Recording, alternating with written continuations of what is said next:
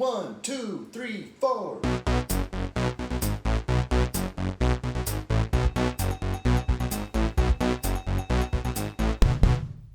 Hello everybody and welcome back to another episode of Oh Brothers. Today's movie is Tombstone, released in 1993.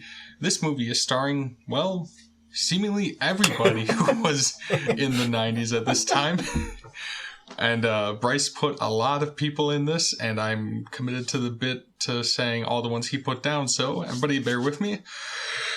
Kurt Russell, Val Kilmer, Michael Biehn, Powers Booth, Robert Burke, Dana Delaney, Sam Elliott, Stephen Lang, Terry O'Quinn, Joanna Pakula, Bill Paxton, Jason Priestley, Michael Rooker, John Tenney, Donna Wheeler, Nicholson, Billy Zane, Harry Carey Jr., Thomas Hayden Church, Billy Bobby Thornton, Cecil Hoffman, Robert Mitchell, and God damn it, I messed it up. It's and all right. Charlton Heston. Dude, it sounded like the seashells by the seashore.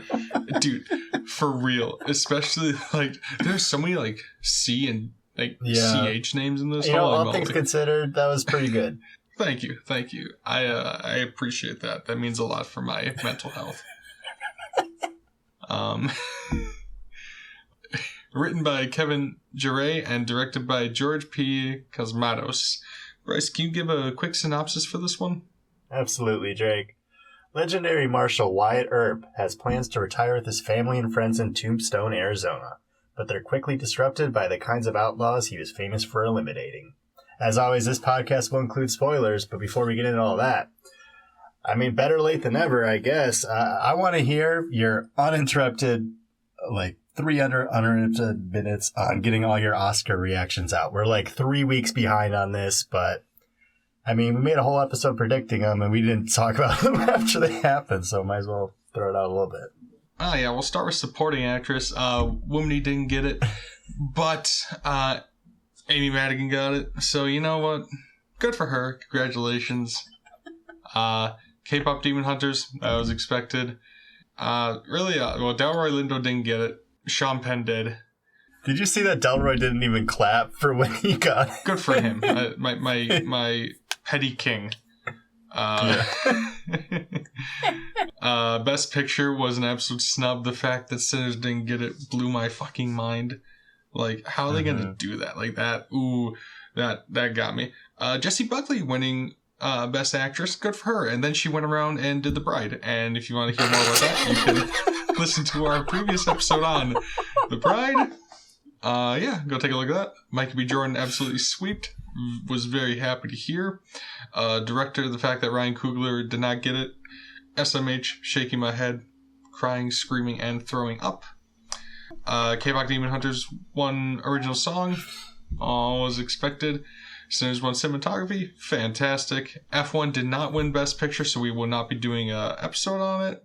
Sinners got Best Score. Ludwig does it again. That mad lad. Avatar Fire and Ash won visual effects. Nobody is shocked by this. Upset that Sinners didn't get a little bit more love, but I'm very happy for horror this year overall. I think it's a step in the right direction for the Academy. Bryce, I'd like to hear your thoughts. Yeah, no, I'm happy overall. I mean, One Battle won 6, Sinners got 4, so it wasn't like a complete wipeout, but like, you know, might as well. Would have been nice. What the hell? Yeah, in all of our Oscar coverage leading up to it, we completely neglected that there's was a whole new category for casting. I know it's gonna sound like I'm just making things up to sound smarter than I am, but I was predicting Sinners to win that category, and kind of rooting for it too. And that seemed to be the mindset for seemingly everybody going into the night. And then it lost to One Battle, and without any history of this category and from previous years, it's kind of looking like that the casting Oscar is going to be one to keep an eye out for coming up in the future from now. Do you think the casting one is going to be synonymous with Best Picture or not necessarily? That's kind of what I'm saying. Sure. Yeah, because editing is one that gets kind of linked to it as well. And One Battle already had that. So if Sinners were to pull out casting, like, that could have made it an even more fair shake. But after One Battle won, I was like, okay, well, I'm pretty confident that Sinners is done for the night. But, you know, it was nice to see Frankenstein get some love. You know, every time I see Guillermo del Toro smile, it makes me smile. So I was very happy with that. Michael B. Jordan, like, I love that guy, so super happy there. I thought the ceremony itself was pretty solid. It is kind of mind-boggling that we're almost 100 years in and there's still technical difficulties that, like, seem to happen every year. Like, both times K-pop Demon Hunters won, like, they turned the music on as someone was starting to talk. Like, it felt like they were doing a bit. And I'm like, dude, no, like, let them talk. And they did it 2 separate times and both to the same people. It's just like, what's happening? And like, I really thought Conan was going to make a joke about it, but like, that didn't happen either. So that was weird. I thought Conan was pretty rock solid yet again. Not every joke of his landed, but like who does, you know? So I was satisfied overall. But yeah, that's pretty much all I got. I was happy overall. And like, just to think about where we were, like even 5, let alone 10 years ago, as far as horror is concerned, it was cool to see. Amy Madigan being the first winner of the night was also very happy, and I think she probably had one of the best speeches of the night too. She was very emotional, and her husband getting teary-eyed, the director of the Weapons getting teary-eyed, and like from the back row. I don't know, like Weapons was in my top 10 last year, so it was like nice to see you get recognition, and I don't know, I love that little weird movie made it all the way. Nice. So let's dive into Tombstone though. Yeah, huh? Tombstone. This is one of the bro movies. Back to what we're back to what we're comfortable with. Exactly. Can you tell me about your history with this movie? Did you grow up with this one or no? So no, I actually didn't. I know you're like, whoa. Seems like you did. I didn't. I only actually discovered this movie about 2 years ago.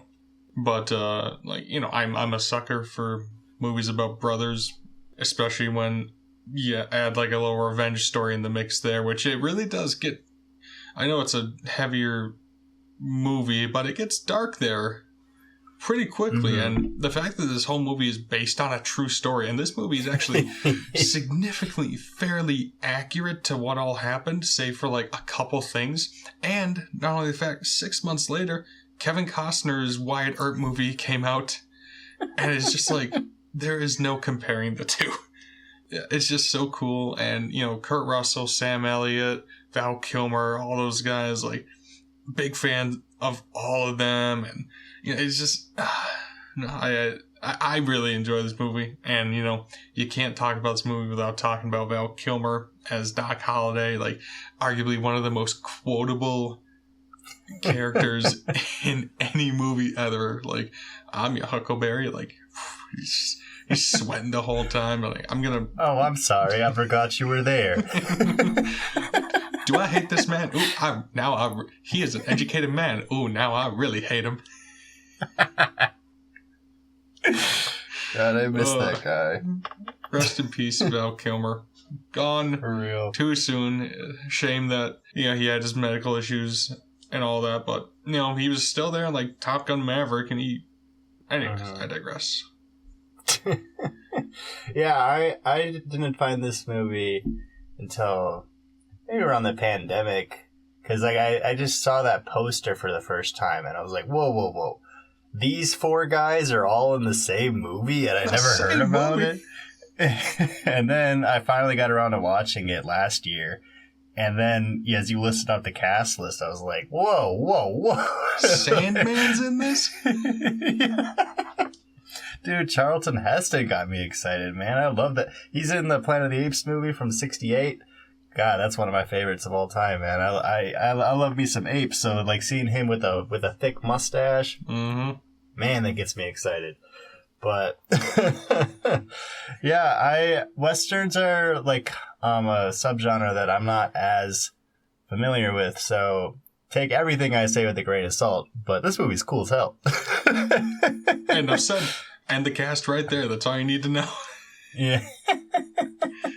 No, I definitely think I'm more of a Western fan than you are, probably, but that's partially because of my dad. He would always put on like those classic Westerns whenever I was at his house, and those are always just really fun to watch, like all the Clint Eastwood movies. And I know this isn't a Clint Eastwood movie, but Rango, I honestly believe, is one of the greatest Westerns. Truthfully, I do mean that.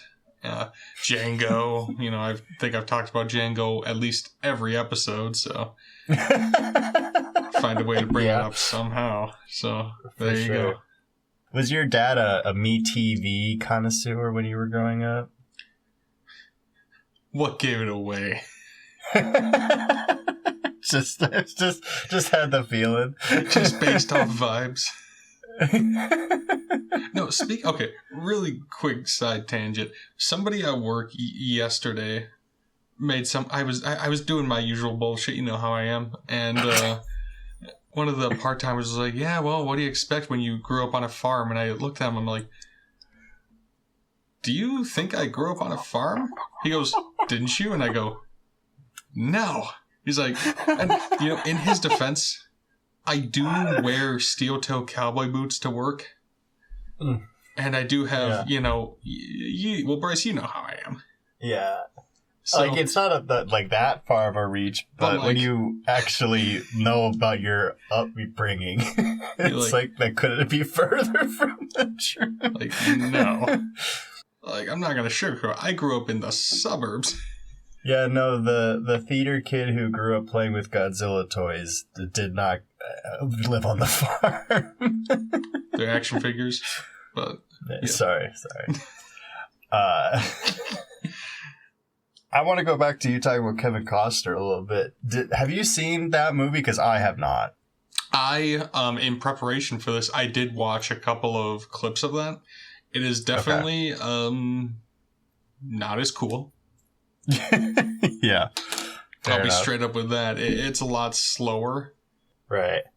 Yeah, the OK Corral scene, I think that's like the ending for Costner's, whereas for this one, the OK Corral scene is like the inciting incident of this one. Yeah. So that tells you like the tonal differences. Right. Yeah, no, it's interesting because like Costner, I think, was attached to do this movie, and then it fell through for whatever reason. Like the production history on this thing is like insane. You got the writer Kevin Jarre, who was set to direct the movie, and he lasted about a week, and then he just clearly did not know what he was doing. So they got George P. Cosmatos on, who was famous at the time for directing like Rambo Part 2, and I think Cobra, with a Stallone movie. Yeah, I could tell. So like he started doing it, and then the script supposedly was supposed to be more serious and like more of a tone of like Godfather movies. So when George started directing, it started turning more into the Rambo stuff with like all the quips and the memorable lines that you're talking about. So then Kurt Russell started co-directing the movie secretly and like never admitted until both Kevin Jarre and George P. Cosmatos both died. That's crazy. I did see that when I was researching, but I was like, I don't know how truthful that is, so I just let it be. Yeah. But if you brought it up, I'm like, all right. Yeah. I think you can kind of feel that throughout the movie, where you feel like you're in the Rambo movie, and then you're like, oh, this is like a drama right now. Mm-hmm. And sometimes those back and forths don't always work. Sometimes it turns into a little love story. Yeah, they have a little picnic. Why the hell not? Fuck it. Why not? More picnic. So, yeah, that's just a little bit of the history that I was able to find out about this, but I watched some like behind the scenes features on like the Blu-ray, and obviously like when they're being recorded on the set, they're not going to talk shit about each other while they're making the movie. So it kind of makes sense how it was like almost impossible to find that information. But yeah. But no, the little bit of history I did want to talk about with this movie is actually the ending where Johnny Ringo and Doc Holliday have their final duel. Historically speaking, Doc Holliday and Johnny Ringo, both real people, they did like a couple of public duels, but there is no actual confirmation that Doc Holliday killed Ringo. What happened was they discovered Johnny Ringo's body laying against a tree with a bullet wound through his head. And it was assumed a suicide, but a lot of people theorized that it was Doc Holliday that got him because they were extreme rivals. So that part of the movie is technically fiction, but a lot of people believe it to be fact, and I just think that's so cool. Yeah.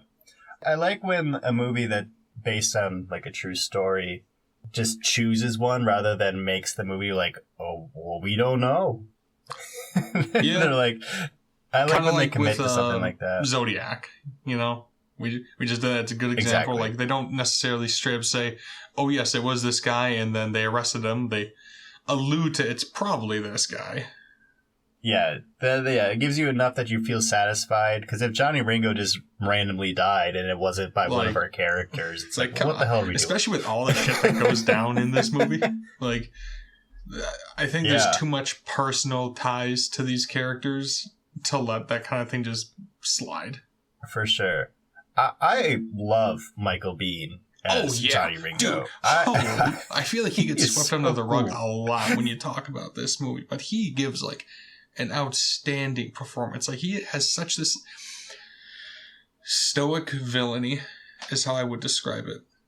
Mm-hmm. Like, he is genuinely evil, but you can't help but be like, but he's pretty good. He's so cool. Because he is, if you look at his character of Ringo, him and Doc Holliday are, the only real difference is that Doc Holliday is suffering from TB. You know? Yeah. Like, that's pretty much the only difference. Right.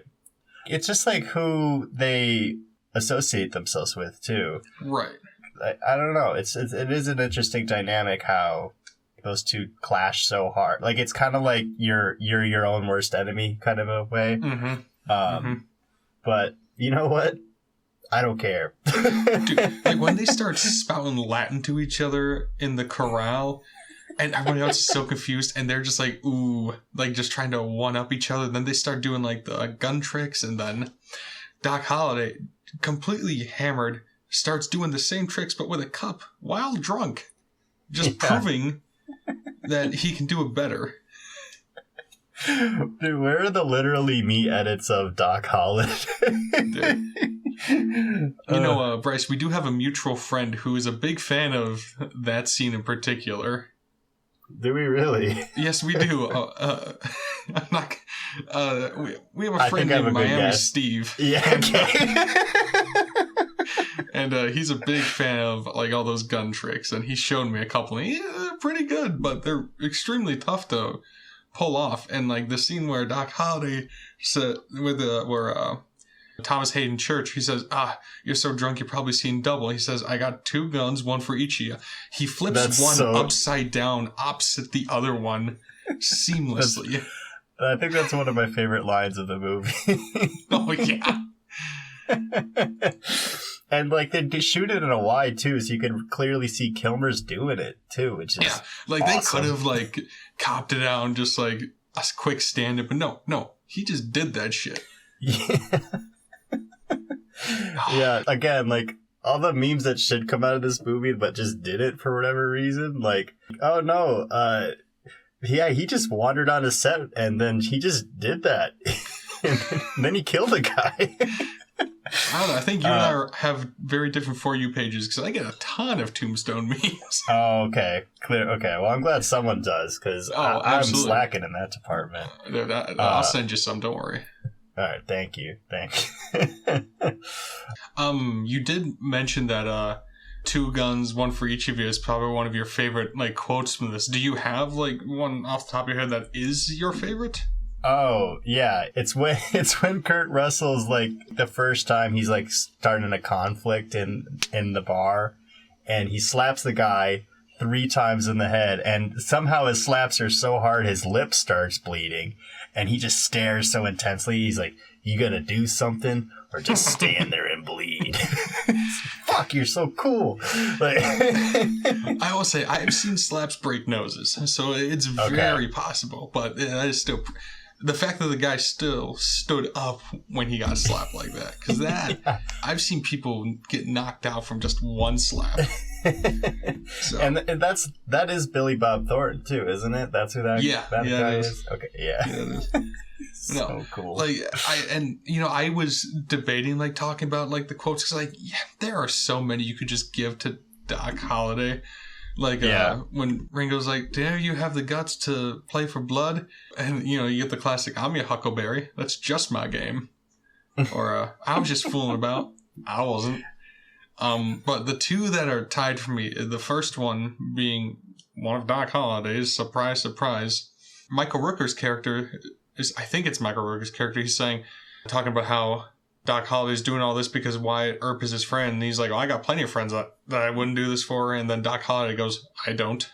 And I think that's so profound where it's like the fact that Holliday doesn't have many people and the people that he surrounds himself with, he keeps close. So the fact that he's willing to do all this shit he's not even related because the other main characters are all actual blood brothers. Mm-hmm. Holliday's just a dude that they met like years ago, but he's just so loyal to him. But I think my favorite quote from this is Wyatt Earp, him like after he intervened at the train station, "I'm coming for you and hell's coming with me." Mm-hmm. Like after he sent his brother home and after his other brother was killed, like that's when the script kind of flips where at the beginning of the movie, he starts off as this kind of like law-abiding person, like when the leader of the Cowboys is on like his weird like high tirade outside and shoots the marshal. Wyatt Earp's like, "Oh no, he's got to be tried tomorrow, like there's law and whatever." And then his own brother gets shot in the arm, Sam Elliott, and then his other brother gets killed, and then the switch just flips where he's like, "Okay, now it's personal." Then he literally takes the law into his own hands, saying, "You see this? It says U.S. Marshal." And, like, I think that's just so cool because, like, if something like that happened to my brother, I'd probably react in a similar fashion, so. Yeah. No, I mean, to talk about that first quote, like, this is such a great movie about friendship, you know? Where it's, like, if a relationship between two guys came out now that was this intense, like there would just be criticism or conversation about like, "Oh, these guys are totally gay." But it's like, no, these guys just are great friends, and they would go to the ends of the earth just to make sure the other one was okay. Yeah. And I feel sounds like we like don't our get high those school too experience. Often. Just like it. But ours was like not the end of the earth. It was just like across, the 5 It was to graduation.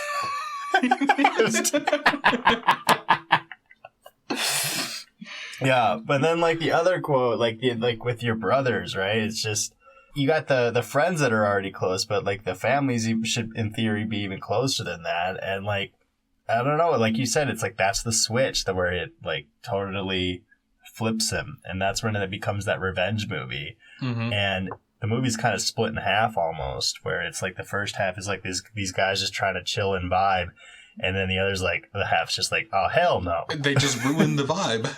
Yeah.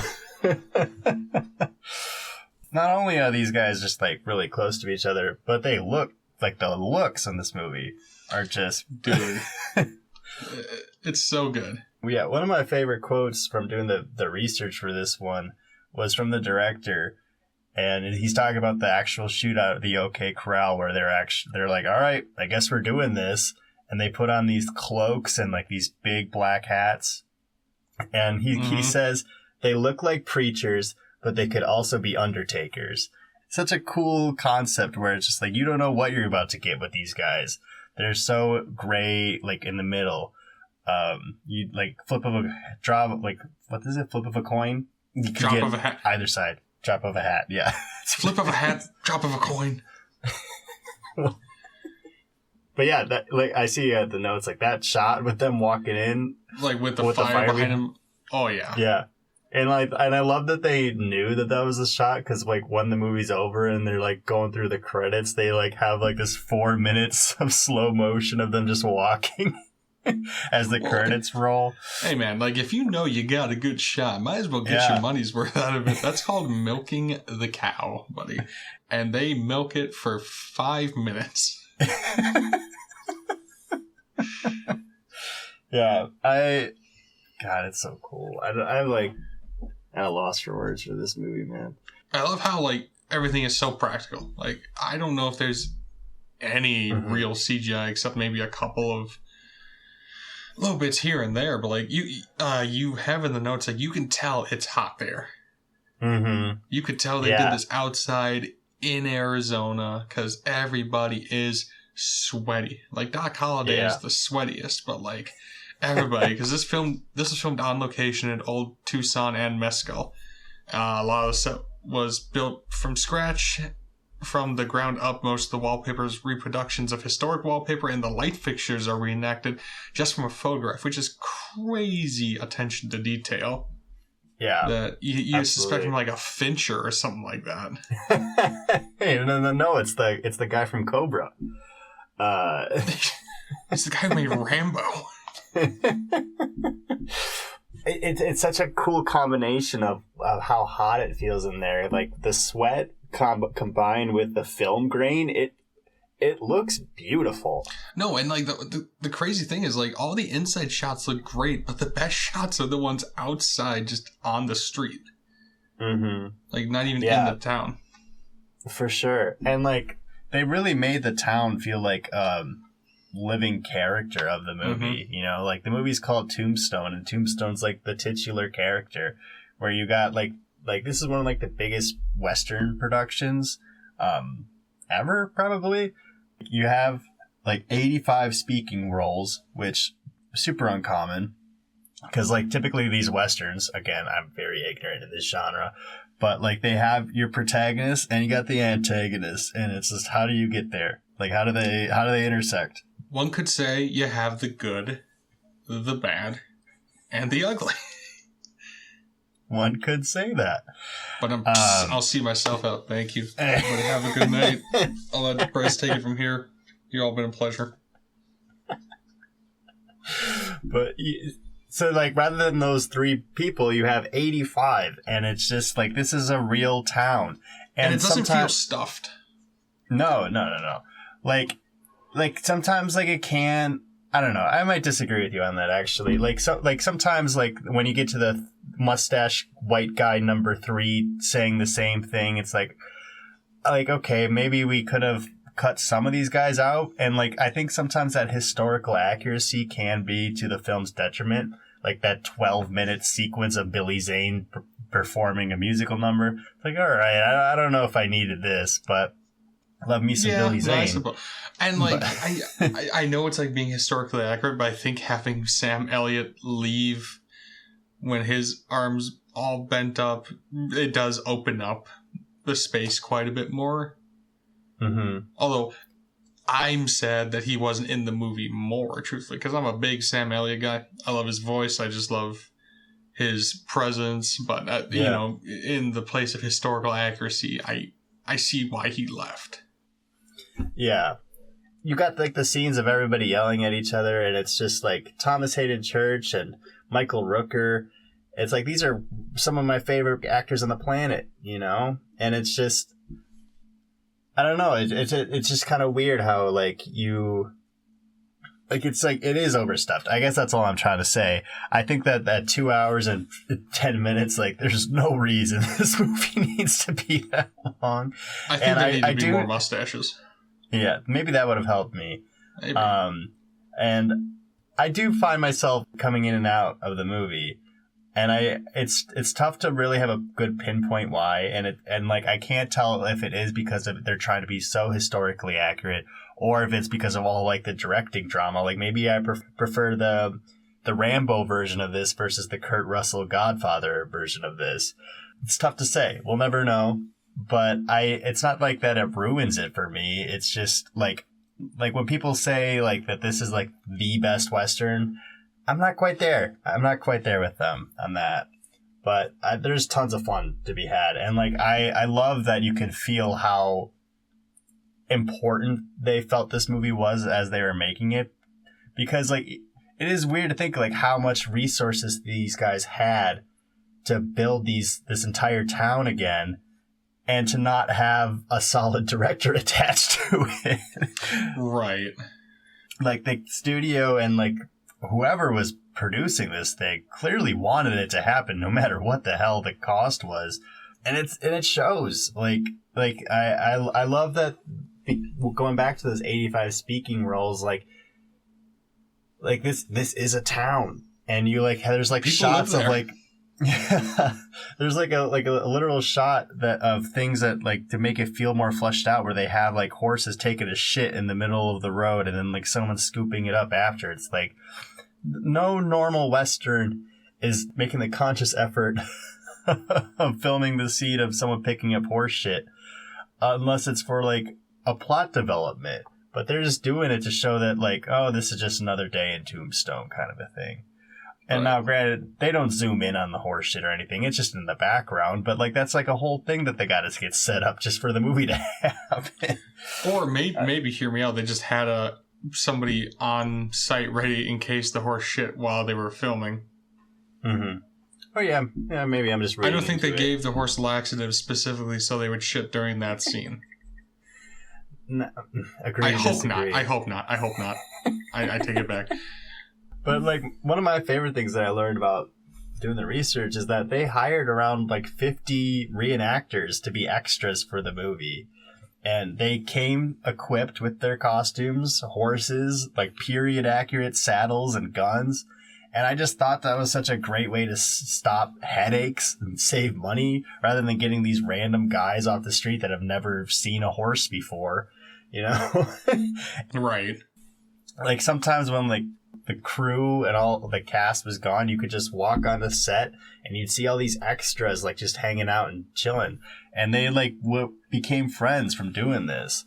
It really made it feel like this thing was breathing whether or not the camera was rolling. And I thought like they shot this in like Arizona, right? And they had people coming down from Montana who just were excited for the chance to be in an authentic Wyatt Earp adaptation, because if you are already a reenactor, you know damn well the story of Wyatt Earp, you know, and for the chance to get to be in a movie about him, yeah, it's cool as hell. So I thought that was really cool. And like when they would ask these guys to be in their movie, they'd be like, oh, hey, like you're gonna have to sleep in a tent. And you're like, a tent? I was just going to sleep in my rollout mat. Like, they were totally cool just sleeping on the ground unprotected and everything. It's just, I just love that these guys were clearly excited to have no lines and just be in the background. It's just like, something you don't see that often. Yeah. Dude, honestly, no, if I had the chance to, like, if I was, like, just an extra, I would ask the director, hey, can Doc Holliday shoot me? That'd be pretty cool. Yeah. I think that'd be my first request. Val Kilmer shot you like that. That's pretty sick. Yeah, I'd love to say that even if it wasn't in Tombstone. yeah, I suppose he does do that a lot, doesn't he? Yeah, like can you imagine getting killed by the Batman with nipples? Shit, man. Dude, that's gas. Cool. That is gas. What do you think about the romance side of the movie? You know, I don't mind it. I think they do have good chemistry. I do think, I know obviously historically speaking that this did happen. I don't, it's weird because I do, like, okay, now after kind of looking at more movies, like doing this podcast and kind of just like trying to branch out, I appreciate it more. Like kind of like a love story. Back then when I was doing that, I didn't appreciate it as much. So, I don't know, I like it. I think they have really good chemistry with each other, and I think it gets shoved to the side very quickly. And I think it's mostly there to show Wyatt Earp's humanity, and to see that he has a life outside of his brothers, and making money. Yeah. Obviously, this movie's already pretty long as is. Mm-hmm. But if they were able to do a bit more with that, I think it definitely would have been interesting to see. Yeah, I love that they took the time into showing that this was a difficult decision for Wyatt Earp to make, to leave his wife for Josephine. Not condoning it, No, it's By any it's definitely a touchy subject for sure. But I love that, like, they're not afraid to show his flaws both as, like, a sheriff and as an actual human being. Mm-hmm. They're not trying to make him, like, the action star that never made a mistake. And, like, even when he is making the quote-unquote mistake, like, you get why he would want to, because, like you said, their chemistry is really there, you know? I will say, like, I am very much kind of over the whole period piece where a woman is far beyond like the traditional sense of like women in their time, and the man is dumbfounded but interested in the fact that she is far more independent than she quote unquote should be. It's like we see this in like every single period piece where there's a love interest. You know what I mean? Like it's yeah. You know what I mean? I guess I don't watch a lot of period pieces, but I'll give this one the excuse that, it was accurate. So whoop-de-doo. Yeah. No, it's really happened this way. So I don't know. I get what you're saying. But I don't watch a lot of period pieces, so that wasn't like a thing that was bothering me while watching it this time through, at least. Sure. Yeah, but like when you get to the end of the movie, I am just so like happy that they're happy, you know? Like the narration comes back in and they said they had many adventures together for the next 45 years. It's like 45 years, like they lasted too. And it's like, where's that movie? Like, like I get why we'd want to focus on They're the still UK around. Give us a Corral and sequel. For real. I bet they could pull that off if they really wanted to. But I'd watch that. Like, shit. Why not? I mean, like, at this day and age, just why not make a mini-series and every episode is just, like, a random, like, adventure, like, day in the life of Wyatt and Josephine. It's like, 35 years is a long time, and for these guys that are this interesting, like, I'd show up for that. I don't know. Yeah, especially back then, because 45 years after this, that's a pretty good lifespan. Yeah. Yeah, no, absolutely. And, like Wyatt Earp is just, like, he was just around for such an interesting point in American history where, like, he died and movie stars showed up to his funeral and cried. It's like, how do you, I don't know, it's so weird being born in the 2000s and thinking of a time before movies. Right. And like, you know, I do actually have a good quote in here from Val Kilmer that kind of, I would like to say kind of on that, you know, talking about how we kind of glorify like the West and like movies and like all these gunslingers and things like that. So this is a quote from Val Kilmer in 2020. One way or another, Americans have to deal with the West and its glorious, sordid, sadistic past. We fought lawlessness to create an even more lawless law. One that excused and perpetuated genocide. Even today, this gun-obsessed nation that we love remains mired in a dilemma centered on pistols and rifles with romantic ties to our murderous past. We love Westerns. We learn everything from Westerns and yet learn nothing from them. We continue killing ourselves in an unconscionable way. That's why when I had the chance to play Doc Holliday, I grabbed it. Pretty heavy stuff there. And I think what he's speaking on is exactly the point. Like, even, like, you talking about how movie stars were showing up to Wyatt Earp's funeral. Like, we glorify the hero that he was. Because, I mean, yes, he was a hero, but he did some gnarly shit, man. And, like, you know, we still do that. Like, we make action heroes, you know? That's the big thing. Like, we were even talking earlier about James Bond before we started recording. Like, he kills a lot of people. He's literally licensed to kill. I mean, obviously that's more of a UK thing, but, you know, we consume that media quite a bit. And I think if you take that quote into consideration when looking at this movie in that lens, I think this movie becomes less of a story about friendship and more a cautionary tale of violence and settling differences. Yeah, no kidding. Michael Biehn has this quote too that talking about Johnny Ringo, this point in history was so interesting and conflicting for a lot of these guys. And we were talking about how Ringo and Doc Holliday were so similar in a lot of ways. Like, they were both dealing with this, like, time where they saw, like, the law was coming, and, like, that traditional gunfight was a thing of the past. Mm-hmm. And it was, like, really troubling that, like, this thing that got them so far in life is just going to be outdated. Gone. Yeah. And it's just, like, obviously, gun violence is nowhere near done. No. But, like, there was nothing else besides it at one point. Right. And it's just like they were trapped in the middle of this bridge period where it was becoming, like you said, a thing of the past. It's a really interesting point in history. Yeah, because, like, you really have to take a look at this film because this isn't a completely made-up story. This is a historical movie that pretty much actually happened band for band. Like, this was not like some fantasy world. This was the American West. This was what it was.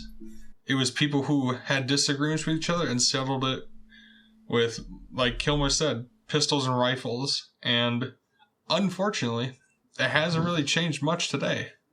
Obviously, we've been trying more and more to do what we can, but the Wild West isn't as far away from we are now as we think it is. Yeah. I mean, what, like, America's turning 250 years old this year. And this movie takes place like 100 years in, or just over 100 years in. Half of it ago. Man, it's sad. It is sad, but that is why watching movies is important. And rewatching them. So you can learn something each time. And listening to our podcast. Exactly, because you'll get to learn a whole lot, and also nothing at all. I mean, I think the only other thing I got is just talking more about the production. Like, the costumes, we were talking about the actual set design, but, like, the actual costumes in Western movies previous to this were just mainly different shades of brown, gold, and tan.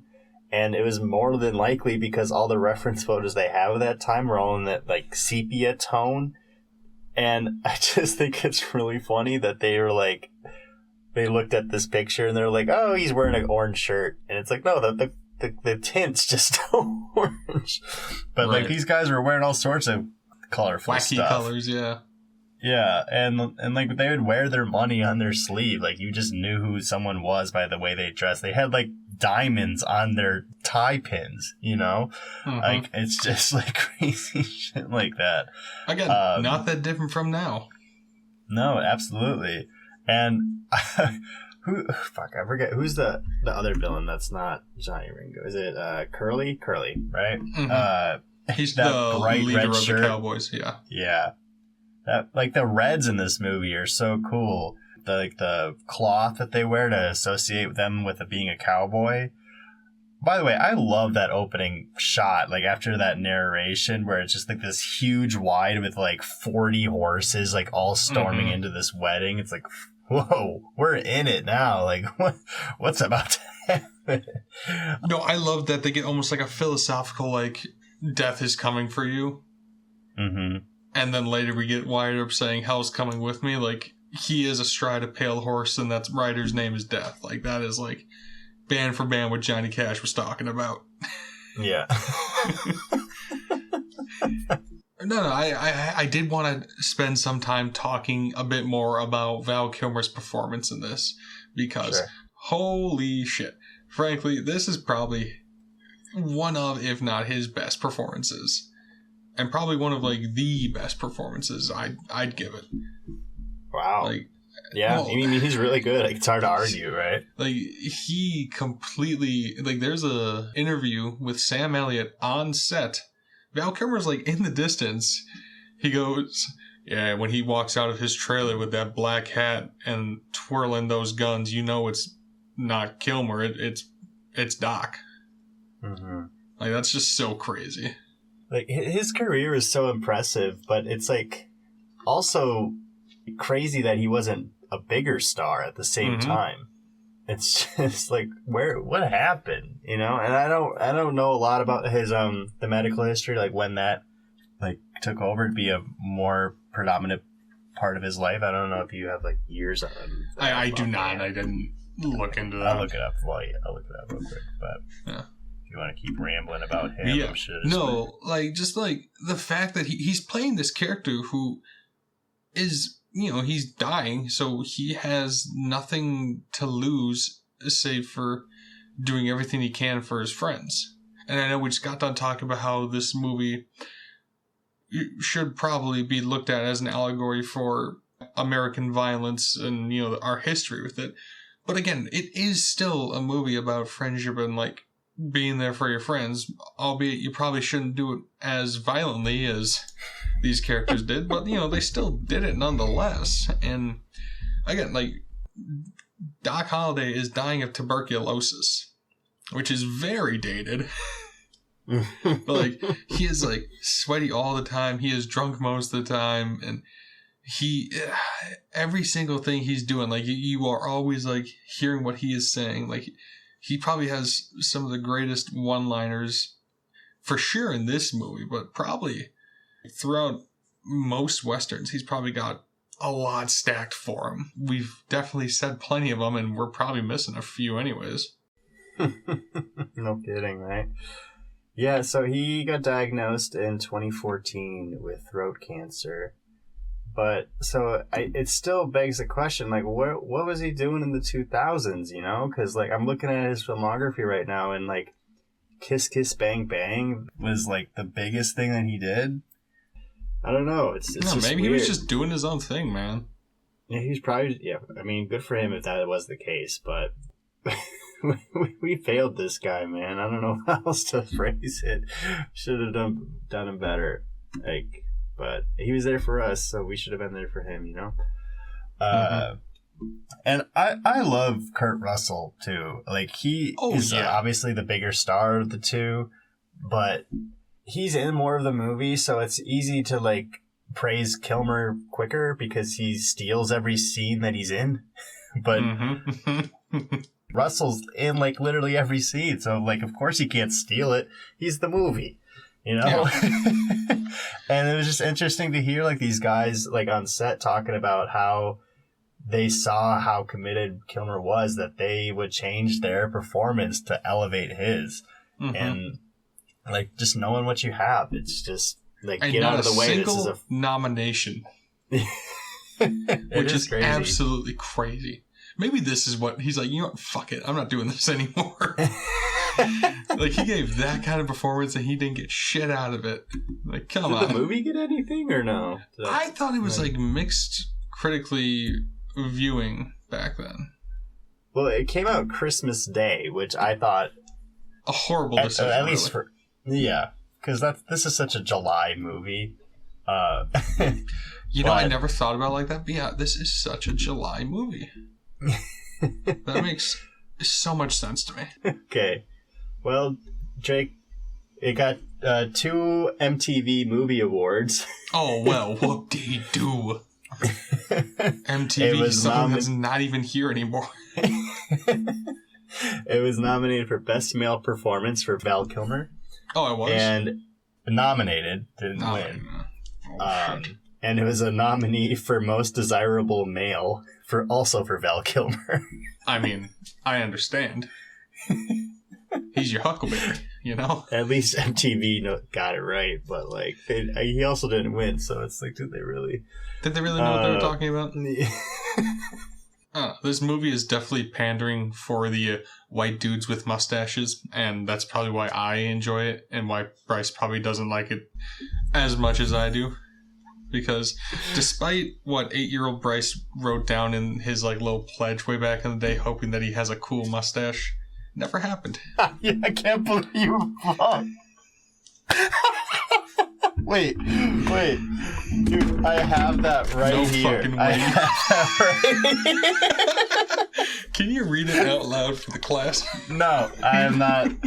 I won't even let Lindsay read this shit, dude. What? It's so embarrassing. There's no way you just pulled that out. Why is it in the closet? It's hiding. Well, here's the problem. You're going to have to move it now because this is in the episode. No, she knows. We've had way too many talks about this. Fuck, man. I can't believe you pulled that out of your ass. Dude, I honestly, out of everything else I prepared, that was the thing I was waiting for the most, to have a good setup to that. Because I knew. I'm like, God, this is perfect. Yeah, no, I let my 6th grade self down for not being able to grow a mustache by the time I graduated high school. And the fact I still can't do it. Yeah. Oh, shit. God, I can't. Great pull. Great pull. Well, I can't we started high school 10 years ago, so. Yeah. God, I'll never get over the first thing you said to me. Oh, yeah. I was ready. I forget how you phrased it. You're like, you know what I can't wait for? What? Graduation. June 2019. The school year didn't even start. We were in like band a week camp. out. And I'm like, yeah, I'm good. To kind of pivot, unless you have anything else to kind of talk about. I don't. Did you have anything? Because I think I got everything. Like I wish it was. I think it's a little overstuffed and a little long for my taste. Sure. I mean, I definitely don't think it has like easy rewatchability. Yeah, I think that's a good way to put it. Because like after I finished it, I put my Blu-ray back on the shelf, and I'm like, I think I'm good with this movie. I don't know if I might, like, if I have to move and, like, condense my collection a little bit, it might be on the chopping block for me. Because like, I know it's good, but it's just, like, I think I got everything I can out of it. Because, like, these lines are so quotable, but, like, they're, like, the kind of lines, it's like, I'll just pull up the YouTube clip, you know? Like, to watch the 2.5 hour movie for a 3-word line. I definitely think you should watch this movie at least once to get the full thing. Yeah. And if you really love this movie, good for you. Like, watch it every day if you really want to. I'm not even going to do that. I'll watch it maybe once a year. Or I might watch it near the end of this year, because why not? But, yeah, I mean, again, I do think kind of talking with you more, I can agree that it is a little stuffed. Like you said, 85 speaking roles. Like, that's a lot. Adds up. I wish this movie would come out now just so I could see like one of these trailers that has like all the cast list with the Academy Award nominee sign next to it, just to see how many of them are actually in here. Because of course I didn't look it up before we started. No, see, the only thing I wouldn't want this movie to come out nowadays, because I would hate to have a floating head poster of this movie, because it is just prime. Do you realize how many heads would be floating there? So many, dude. So fucking many, dude. It'd be ridiculous. You're like, what is this movie even about? Head? I don't know. Yeah. And then you got Michael Biehn like in the background in the sky, like kind of dissolved, so he's just overlooking everybody because he's the bad guy. I just want to see the trailer. I don't want to see the poster. But in a world. Yeah.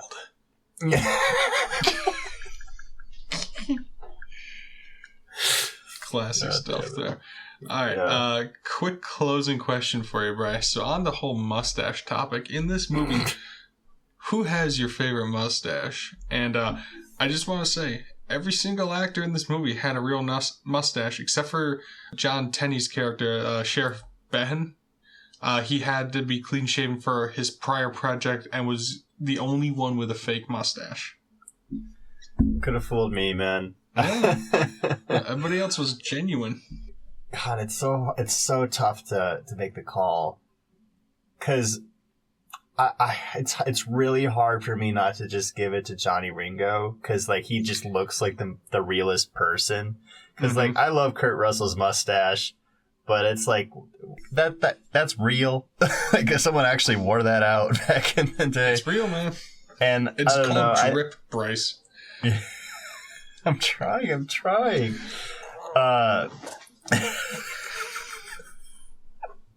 I think Charlton Heston's mustache is pretty solid too. I love that, like, he's clearly the oldest person on set, and he's still like in heavy contender for the coolest mustache in the movie.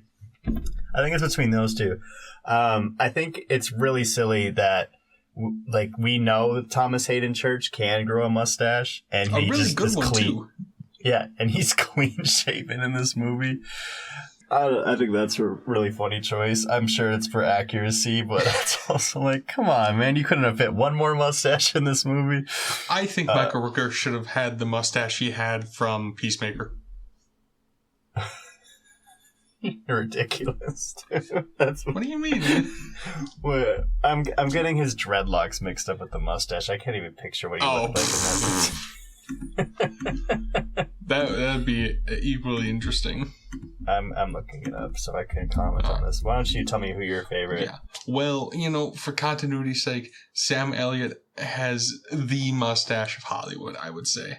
Like, I feel like it has been around for so long, and it will continue to be around for so long. I will say I do love Doc Holliday's because it is most similar to what I got going on most of the time. So I think I defer between those two. Michael Rooker's mustache is pretty awesome. Yeah, see? But he's clean shaven in this one. He's clean shaven. I forget he was young, See, I feel like he just popped out a 45-year-old man. He came out of a cocoon. Yeah. Sam Elliott is like the mustache, though. Like, you forget that he has a mouth under it sometimes, Mm-hmm. Like, if a mustache could talk, it would sound like Sam Elliott. Yeah. Sam Elliott's one of the actors we've talked about most on this show. What, twice? Yeah, but like it's him and Jake Gyllenhaal.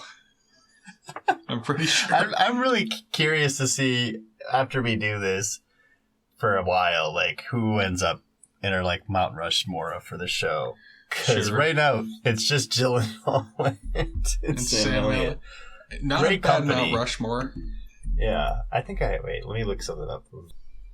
So, yeah, our current Mount Rushmore, Jake Gyllenhaal and Sam Elliott, like we talked about. Adam Goldberg, who had a small little part in the newsroom in Zodiac, and he was one of Matthew McConaughey's friends in How to Lose a Guy in 10 Days. Huh. And then you got a few people that just, like, are, like, random, like, Michael Rooker is in here for this, and he was one of the robots in Superman, so... I guess that counts somehow. What a crazy we'll stick with the 3. Yeah. We'll see how this shakes out over time, but I'm really fascinated to see who's going to be. Yeah, like a year. Do you have any predictions? Yeah. I mean, I'm hoping like a woman makes it on there. That'd be cool. That'd be great. That'd be great. I don't know.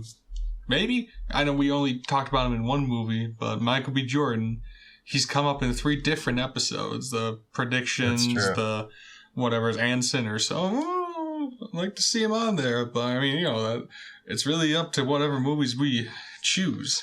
And it's not like I know it's literally in our hands, but it's interesting to see how. I'm going to predict Steve Buscemi. That's my prediction. I like that. I like that a lot. I dig that. I think he's just in everything. So. Yeah, why? He'll get there somehow.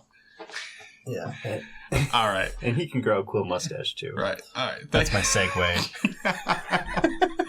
All right. With that, thanks for tuning into today's episode. If you've enjoyed this one, be sure to like, comment, and follow along so you know when we're posting and releasing another episode. As always, I'm Drake, and this is Bryce, and this has been Oh Brother. See you in the next one.